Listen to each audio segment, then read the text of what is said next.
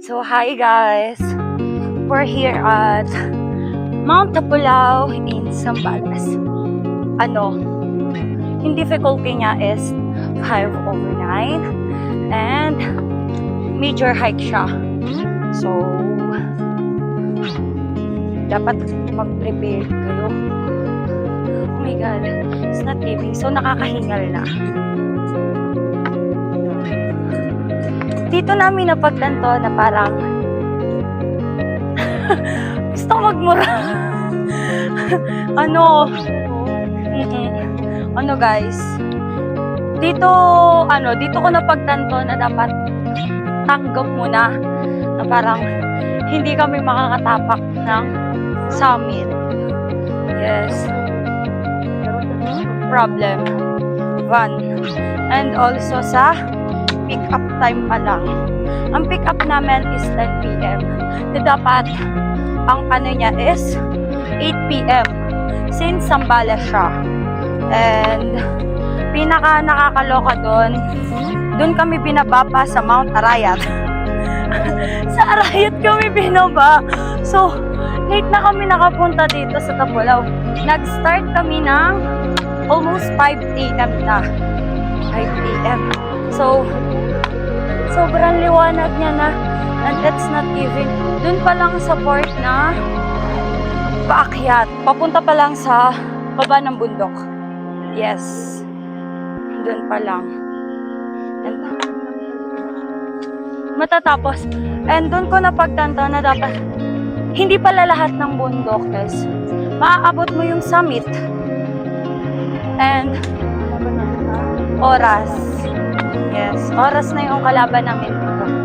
And kapag naabutan kami ng cut-off is, magbabayad kami ng 100 pesos. Napaka-crucial na talaga. Since 5 a.m. kami nag-start, and dapat 12 p.m. is nasa summit na kami. And wala pa kami sa kilometer 10. Wala pa kami sa kilometer 10. Yes. And ang estimated time namin para makaabot kami sa summit is 3 hours. 3 hours per kilometer. Walang pahinga and dapat tuloy-tuloy na lakad lang.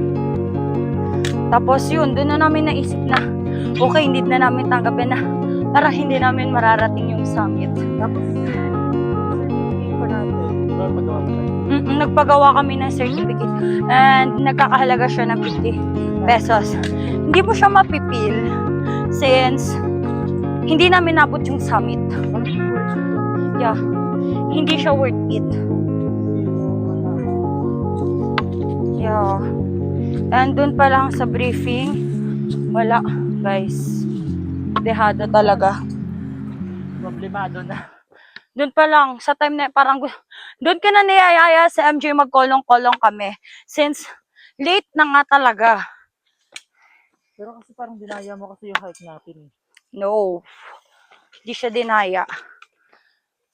Sila ang nandaya. Sila yung nandaya, guys. Pero yung sa diba, pwede naman ang van, kaso nga lang. Oo, kaso iniisip nila yung mga residente dito na mawawala ng kita. Yung kita nila kasi. Imbis na sa kanila na napupunta ka rin sa Van. Yeah. Guys, sobrang ganda. Dito na lang siguro kami mapapasabing